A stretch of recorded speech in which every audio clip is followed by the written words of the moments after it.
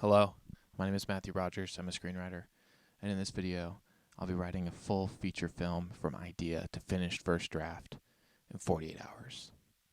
A few months ago, I saw this video from Tyler Mowry where he accomplished the same feat, and I was very inspired by it. I'm known in my writers group to write fast. I've written a feature in 6 days, or the second half of another feature in like 5 hours and one morning, But out of the 7 features and 4 pilots that I've written, I've never written any of them in 48 hours. And while I know that Tyler didn't set out to make this some kind of mannequin or ice bucket challenge that he sets out onto the internet and expects screenwriters to do, something about the challenge did speak to me. Can I do this? Can I put the last 5 years of my undergrad and graduate training to the ultimate test? Or will I fail? And can we together learn something from that? Let's find out. Now, a disclaimer, I'm not a produced screenwriter. I doubt anyone who's watching this is. If you are, hello, congratulations.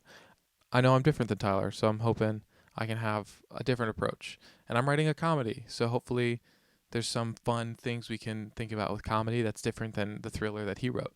This draft isn't about anything other than getting it done. I know that we all have great ideas in our head, but until we get them out on paper, that's all they are. They're in our head. People can't read them. People can't digest them. People can't really give notes on them. Let the vomit draft commence. Here's my initial idea. It's a rom-com set in the music industry. A 25-year-old Olivia Rodrigo type hasn't put out a good album in years. And what's the trend for every one of her good albums? She's just been dumped. Messy breakups lead to Grammy Award-winning albums. And her manager sets out to do it again. He takes the new errand boy, gives him a fresh makeover, and sets him on a mission to break her heart. If the errand boy does that, he may just have a career in the music business after all. But what happens when he actually starts to fall for her? I wanted to start where I always start, my master brainstorming list. Right now, this movie isn't anything other than just an idea in my head, and with that idea comes an overflowing fountain of ideas. If you try to keep all of that in, you'll fail to remember something that could be helpful later. And this is where the master brainstorming list comes in handy. I open my brain and let everything come out. When I say rom-com set in the music industry, something is going to come into your mind, whether it's love song or it might be proposal at the Grammys. But I want to be able to capture all of these ideas and put them on paper. Once I have them all gathered, I can start channeling them through structure. And because I'm writing a romantic comedy, I have a really solid structure to work from. We've got a meet cute. We have them falling in love by the midpoint. We have them breaking up at the end of Act 2. And then there's, a big climactic gesture where one of them wins the other back. Great. And now I can work to plug my characters into this situation. I begin with my 5 plot points to build the generic shape of my movie. Now, I can already feel the surge of comments coming in about structure. I get people have their own opinions, but I always put it like this. You don't start playing basketball without knowing the rules. You have to know what traveling is. You have to know what double dribbling is. The more you play, the less you're thinking about it. LeBron James, a professional basketball player. Diablo Cody, a professional screenwriter. They're not thinking about the rules. They're just doing their job. The better we know the rules, the better we can start to break them. After plotting out my 5 plot points, I can now move into sequence structure. I broke my movie up into 8 10 to 15 minute chunks, each with their own clear, defined goal. Most of these goals revolve around my main Act 2 goal of getting Ashton to fall in love with Finn and ultimately break her heart. But when you think about Act 2 as this big 60-minute amorphous blob, you can kind of get lost. Sequences break that apart and make it a little bit easier to digest. Now this is where my master brainstorming list starts to come back into play. I have all of these ideas, press junkets, late night talk show appearances, album recordings. The brainstorm of ideas can now be channeled to fuel each one of these sequences individually. It keeps my movie motivated by plot and character simultaneously. As I went scene by scene in my sequence outline, I found it took me about an hour to outline 2 sequences at a time. So I just finished the outline for Act 1. I finished with Act 2. I've finished the outline. After a quick break,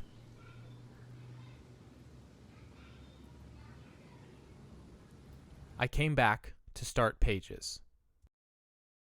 Pages are tricky. Sometimes they're flowing like a taffy factory on fire, and sometimes, well, I'm kind of terrified. But that goes back to perfection. Expecting this draft to be perfect, and it won't. Instead, first draft should be Well, I'll let my past self say it. I'm hoping to really use this draft to find my characters, find their voice, and it's only 48 hours, right? I'll have a finished first draft that I'll get to edit. You can't edit something that doesn't exist. And so having a first draft that's done and finished, that makes it editable and that makes it revisable. And I'm excited. You sure do seem excited, past Matt. My outline immediately came in handy, as each scene was more or less charted from beginning to end, with bits of dialogue scattered throughout to give me guideposts in my scenes. And that's something I really recommend. If you're a dialogue person like me, write it down when it comes to you. Whether it's in your outlining phase or whether you're writing another scene, write it down. You're going to forget it. Your mind is doing a lot.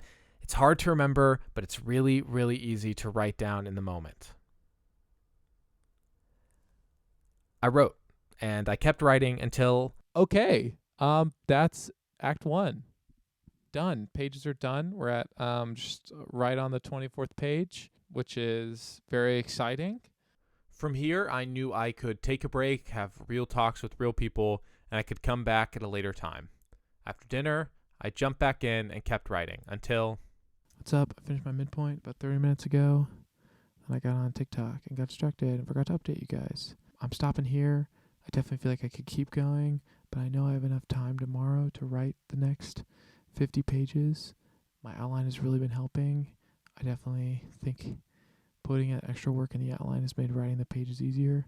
Right now, I'm looking forward to writing tomorrow. We'll see how I feel when I wake up in the morning. I might be very against it. We're back. It's 9:16. Woke up, did a little bike ride to try to wake myself up. My body's nice and awake. My head is still a little bit cloudy. Yesterday really lifted my spirits, just in the sense of like, okay, I really feel like I can do this. I thought I was going to be a little too far behind, but I feel like I'm right on track. Get the second half of this movie done. Let's just write and not set expectations for ourselves today, other than sit down and do the work. From here, I jumped right back into writing. I was instantly having more fun with these pages, getting to explore the flirty banter between Finn and Ashton. Having fun with the pages kept me engaged, and that's another huge tip. Write the movie you want to see. Early in my writing career, I found myself pushing aside the Percy Jackson fan fiction I wanted to write. Yes, I was 13. Please don't judge me. I was pushing aside something I wanted to work on for what I considered to be more serious, more legitimate work. And really, that just boils down to me being insecure about writing comedy versus drama. But comedies rock. Comedies are fun. You're going to be investing so much time in this, at least make it something you love. That passion will come out on the page.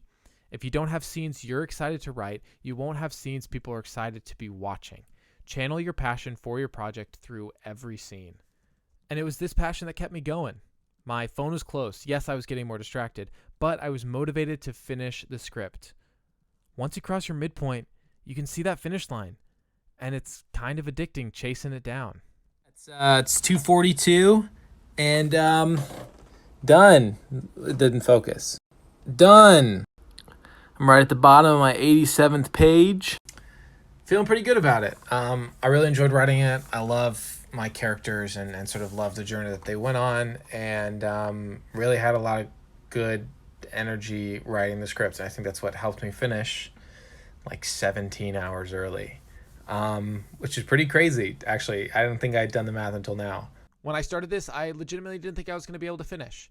But there were two things that kept me from failing. One, accountability. I told people I was going to do this challenge. My mom kept coming in and asking how I was doing. I was making a video for y'all. I was posting updates about it on TikTok. Find your community that will push you to create your art. Film school isn't anything special.